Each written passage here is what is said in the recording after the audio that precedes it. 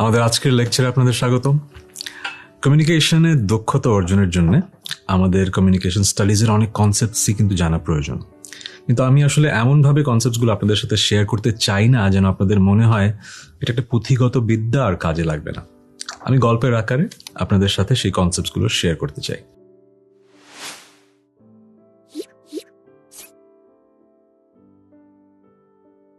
আজকে যে কনসেপ্টস নিয়ে আমি কথা বলবো সেটা হচ্ছে ক্লাসিফিকেশন অফ কমিউনিকেশন, কমিউনিকেশনের রকম ফের। কমিউনিকেশনের অনেক ধরনের ক্লাসিফিকেশন হয়, আমি সবগুলো আসলে আলোকপাত করব না।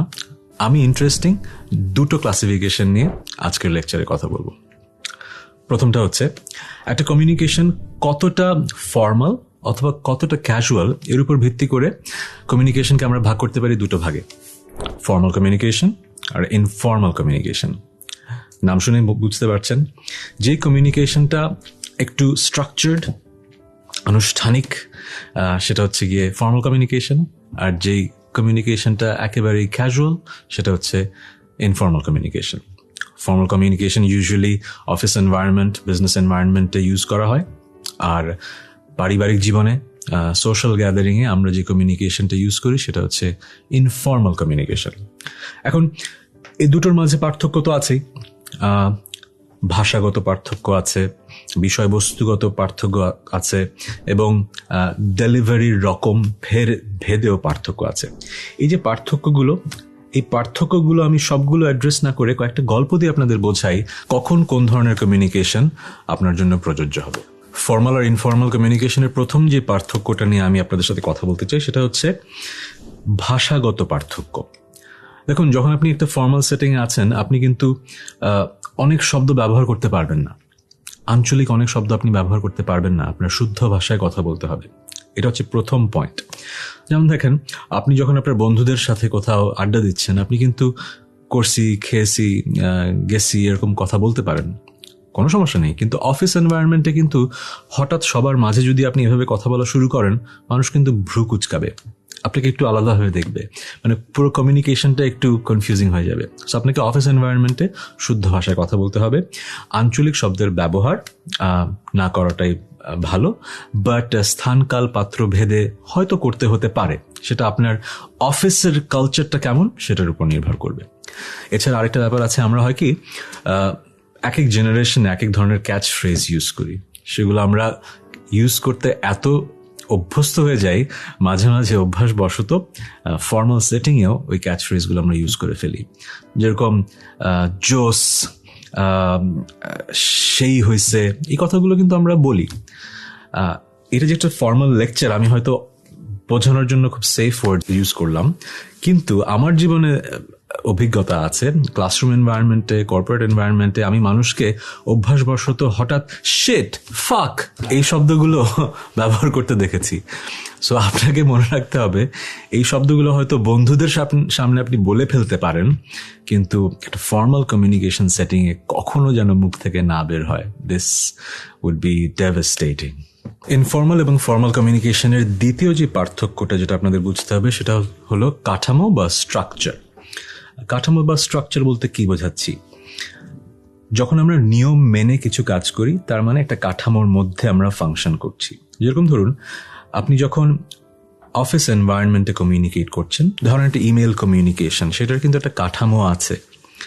কিন্তু আপনি যখন ফ্রেন্ডকে ইমেল করছেন কোনো কাঠামো কিন্তু নেই, আপনি এক লাইন লিখে কিন্তু সেন্ড বাটনটা প্রেস করতে পারেন। কিন্তু যখন ফর্মাল কমিউনিকেশন হবে, বস বা কলিগ বা ক্লায়েন্ট, তখন কি হবে, কিছু স্যালুটেশন আছে, কিছু ধরনের গ্রিটিংস আছে, কিছু ফর্মাল লাইনস আছে যেগুলো আপনাকে লিখতে হবে, একটা ফর্মাল এন্ড এবং একটা ফর্মাল ওপেনিং লিখতে হবে।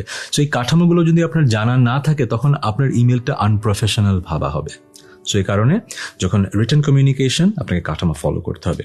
শুধু যে রিটেন কমিউনিকেশন তা কিন্তু না, ধরুন আপনাকে একটা মিটিং কল করতে হবে, আপনাকে ফার্স্ট ইনভাইটেশন পাঠাতে হবে, কারা কারা অ্যাটেন্ড করবে, কে মিটিংটা চেয়ার করবে সেটা বলে দিতে হবে, মিটিংয়ের এজেন্ডা আগে থেকে লেখা থাকতে হবে, সেটা শেয়ার করতে হবে, এবং কে মিটিং মিনিটস লিখবেন সেটা আপনার কমিউনিকেট করে জানাতে হবে। সো এই যে পুরো ব্যাপারটা একটা কিন্তু স্ট্রাকচারের মধ্যে পড়ে যাচ্ছে। কিন্তু বন্ধুদের সাথে যখন আড্ডা হয় তখন কি আসলে এরকম আমরা প্ল্যান করি আজকে এই আড্ডাটা ও চেয়ার করবে, আড্ডার বিষয়বস্তু লিখবে, এরকম তো হয় না। সো আড্ডা আমরা জাস্ট এনজয় করি একটা ইনফর্মাল স্ট্রাকচারে। সো যেখানে কাঠামো নেই সেটাই ইনফর্মাল, যেখানে কাঠামো আছে সেটাই ফর্মাল।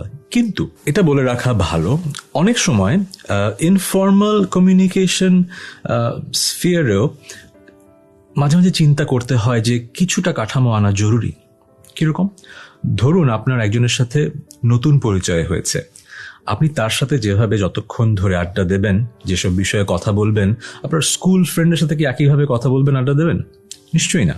সো প্রথম যার সাথে মিট করছেন তাকে জানার জন্য, চেনার জন্য কিছু ফর্মাল স্ট্রাকচারে কথাবার্তা বলা যায়, কিন্তু যাকে অনেকদিন ধরে চিনি তার সাথে অন্য বিষয়ে কথা বলা যায়। যেরকম একটা রিয়েল লাইফ এক্সাম্পল দিই, আমাদের দেশে যেটা খুব বেশি হয়, ভাই আপনার স্যালারি কত, এরকম কোয়েশ্চেন কিন্তু অনেককে করতে শোনা যায়। কিন্তু একজন রিসেন্টলি পরিচয় হয়েছে এরকম মানুষকে আসলে এরকম কোয়েশ্চেন করা যায়? এটা শিষ্টাচার বহির্ভূত। কিন্তু আপনি আপনার স্কুল ফ্রেন্ডকে কিন্তু জিজ্ঞেস করতেই পারেন, এই দোস্ত তোর স্যালারি কত রে, করা যায় কিন্তু। সো সবসময় মনে রাখবেন, কাঠামো থাকবে, আবার কাঠামো হয়তো থাকবে না। এই পুরো ব্যাপারটাই ডিপেন্ড করবে স্থান, কাল, পাত্র ভেদে। ফর্মাল এবং ইনফর্মাল কমিউনিকেশনের তৃতীয় যে পার্থক্যটা নিয়ে আমি কথা বলতে চাই সেটা হচ্ছে কমিউনিকেশনের দৈর্ঘ্য। কতক্ষণ আমি কথা বলবো, কতক্ষণ আমি একজনের সাথে এনগেজড থাকবো। ফর্মাল সেটিংয়ে আপনাকে সবসময় মনে রাখতে হবে সবার টাইম ইজ ইম্পর্টেন্ট। আপনি যেই কথাটা বলতে চান সেটা একদম সংক্ষেপে সঠিকভাবে বললেই আপনার কাজ শেষ। ধরুন আপনার কলিগকে আপনার কিছু একটা জানাতে হবে, আপনি তার কিউবিকেলে যে কথা বলা শুরু করলেন, আপনি যতটুকু কথা বলা দরকার সেটা বলে কিন্তু চলে আসবেন।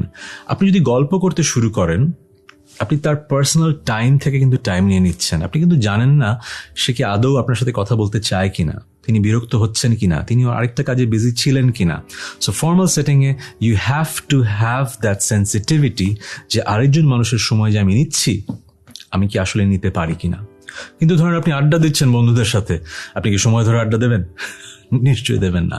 সো ইনফর্মাল সেটিংয়ে ঘন্টার পর ঘন্টা আপনি অবান্তর কথাও বলতে পারেন। আপনার বন্ধুরা যদি আপনার সেই অবান্তর কথাগুলোকে এন্টারটেইন করেন, তারা যদি এনজয় করে।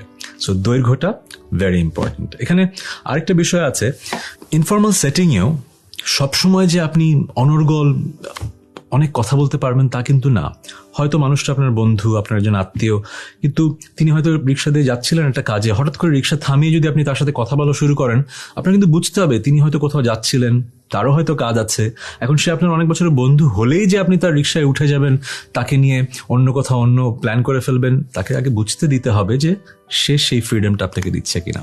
সো আবারও একটা কথা বলি, আমাদের সবসময় মনে রাখতে হবে কমিউনিকেশনটা যদি ইফেক্টিভ করতে হয় তাহলে স্থান, কাল, পাত্র ভেবে আমাকে ডিসিশন নিতে হবে কোনটা আমার জন্য ঠিক, এবং যে মানুষটার সাথে আমি কমিউনিকেট করছি সে সেটাকে ঠিক ভাবছেন কিনা। ফর্মাল এবং ইনফর্মাল কমিউনিকেশন নিশ্চয়ই আমরা বুঝতে পেরেছি।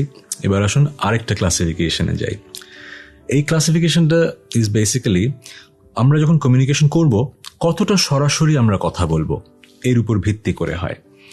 যদি আমরা সরাসরি কোনো কথা বলি, direct communication, easy to understand. আর যদি একটু ঘুরিয়ে কথা বলি, সরাসরি না বলি, ইনডিরেক্ট কমিউনিকেশন। এখন আপনি বলতে পারেন যে এতদিন যে আমরা যা শিখলাম মনে হয়েছে সবসময় ডিরেক্ট কমিউনিকেশন হওয়া উচিত, কিন্তু না, কিছু সময় আপনাকে বুঝতে হবে যে কমিউনিকেশনটা আজকে ইনডিরেক্ট হলে সবার জন্য ভালো, আমার জন্য ভালো, যার সাথে কমিউনিকেট করছি তার জন্য ভালো। কিছু এক্সাম্পল দেই। ধরুন আপনার কোনো একটা ইম্পর্ট্যান্ট কাজ আছে, আপনি বাসা থেকে বেরোচ্ছেন, এবার পাশের বাসার প্রতিবেশী উনি হঠাৎ করে বাসায় চলে এসছেন। এখন আপনি কি বলবেন? ভাইয়া আমার একটা কাজ আছে, সরি আজকে, এভাবে কি বলা যায় ডিরেক্টলি? আমাদের কালচারে আসলে আমরা বলতে অভ্যস্ত না। কি করা যায়? আপনি কিন্তু তাকে একটু বসতে দেবেন, কিন্তু বসতে বসতে বোঝাবেন যে ইস ভাই মনটাই খারাপ হয়ে গেল, আমি তো একটা প্ল্যান করেছিলাম, আপনার সাথে আজকে সময়টা কাটাতে পারবো না, কারণ আমার ওই জায়গায় যেতে হবে, এই কাজটা আছে, একটু বসেন, একটু চা নিয়ে আসি। আপনি কি করলেন? শুরুতেই বুঝিয়ে দিলেন যে আপনার অনেক কাজ আছে, আপনি বেশিক্ষণ সময় থাকতে পারবেন না, কিন্তু আপনি কিন্তু তাকে আবার বিদায় করে দিচ্ছেন না, আপনাকে বসতে দিচ্ছেন, একটু চা নিয়ে আসি, এই কথাটা কিন্তু বললেন। খেয়াল করবেন উনি কিন্তু অতটুকু শুনেই বুঝবেন না না ভাই আজকে চা আনতে হবে না, আপনার যেহেতু কাজ আছে আমি কালকে আসবো, এটাই কিন্তু হবে। কিন্তু যদি এমন হয় যে আপনি যদি বলেন যে ভাই আমার একটা কাজ আছে, সরি, আপনার সাথে সেই মানুষটা কিন্তু আর মনে হয় না সামনাসামনি খুব সুন্দর একটা অভিজ্ঞতা হবে। সো এই যে ইনডাইরেক্ট একটা কমিউনিকেশনটি করলেন, এটা কিন্তু খারাপ করলেন না, এটাই ঠিক করলেন। সো আমাদের আসলে এটা কালচারাল সিগনিফিকেন্স আছে। অনেক দেশে আছে যেখানে মানুষ খুবই ডিরেক্ট, তারা মাইন্ড করে না। আবার অনেক দেশে আছে ডিরেক্ট হওয়াটা রুড, অভদ্রতার পর্যায়ে পড়ে। সো আমাদের দেশে যেহেতু এই ধরনের সিচুয়েশনে ডিরেক্ট হওয়াটা একটু রুড, আমাদের একটু বুঝে কমিউনিকেট করতে হবে। হয়তো ইনডাইরেক্ট কমিউনিকেশনটাই এখানে শ্রেয়। এটা তো ছিল ব্যক্তিগত জীবন থেকে একটা অভিজ্ঞতা। প্রফেশনাল ওয়ার্ল্ডে কি হয়? প্রফেশনাল ওয়ার্ল্ডে কি ডিরেক্ট কমিউনিকেশন গুরুত্ব দেওয়া উচিত না ইনডাইরেক্ট কমিউনিকেশন? এটাও আপনাকে বুঝে নিতে হবে। ডিরেক্ট কমিউনিকেশন সবসময় হয়তো ভালো, কিন্তু যখন একটা সেন্সিটিভ টপিক হয়, এমন যদি হয় আপনি কাউকে ফিডব্যাক দিচ্ছেন এবং তাকে যদি নেগেটিভ ফিডব্যাক দেন, সে অপমানিত বোধ করতে পারে, তখন হয়তো ইনডাইরেক্ট কমিউনিকেশন ইজ বেটার। যেরকম ধরুন ব্রেইন স্টর্মিং হচ্ছে, মিটিং রুমে বসও আছে, আপনার কলিগরাও আছে। একজন কলিগ একটা আইডিয়া থ্রো করলেন, আপনি যদি মুখের উপর বলেন যে না ভাই এটা কি আইডিয়া, যদি তার মুখের উপরে হেসে দেন, ডিরেক্টলি বলে ফেললেন, তো সে খুশি হলো? খুশি তো হলোই না, you have just made an enemy inside the office and you don't want that. So আপনি কিভাবে একজন মানুষকে সমালোচনা করবেন তাকে অফেন্ড না করে? এটা কিন্তু সবসময় সম্ভব হয় না। আবার চুপ করে থাকলেও আপনি কিন্তু you are not being honest. So আপনাকে এটা শিখতে হবে কিভাবে ইনডাইরেক্টলি কাউকে বোঝানো যে আইডিয়াটা খুব একটা ভালো না, কিন্তু তাকে অফেন্ড না করা। কি বলতে পারেন? আপনি বলতে পারেন যে দ্যাট ওয়ার্কস, কিন্তু আমার মনে হয় যে এই আইডিয়ার রিলেটেড এরকম আইডিয়া ইজ বেটার, এটা বলতে পারেন। অথবা বলতে পারেন যে দিস ওয়ার্কস বাট ভাই you're brilliant, you can come up with a better solution. কি করলেন? ইউর ব্রিলিয়েন্ট বলে তাকে কিন্তু ব্যালেন্স করে দিলেন, and you can come up with a better solution, মানে আপনি এর চেয়ে ভালো আরেকটা কিছু পারবেন। এর মাঝে কিন্তু কমিউনিকেটেড হয়ে গেল যে এই আইডিয়াটা অতটা ভালো না। সো আপনি কমিউনিকেশনটা হলো, কিন্তু ডিরেক্টলি কাউকে আপনি অপমান করলেন না। এটা আসলে অপমান না, কিন্তু আমাদের দেশে অনেকে এটাকে অপমান হিসেবে নেবে। এই জন্যই আপনাকে ইনডিরেক্টলি কথাগুলো বোঝাতে হবে। It's a skill. Over time I am sure আপনারা বুঝে যাবেন and you can acquire this skill. এখানে শেষে একটা কথা আমাকে বলতেই হবে, এই ক্লাসিফিকেশনটা কিন্তু কোনো বাইনারি ক্লাসিফিকেশন না। এমন না যে একটা কথা ডিরেক্ট অথবা ইনডিরেক্ট, মাঝামাঝি কিছু না, সেটাও হতে পারে। কারণ it's not a classification which is binary, it is a spectrum. একটা কথা কতটুকু ডিরেক্ট কতটুকু ইনডিরেক্ট সেটা আপনাকেই ডিসিশন নিতে হবে, এবং আপনাকেই ওই স্থানকাল পাত্র ভেদে বুঝে বলতে হবে।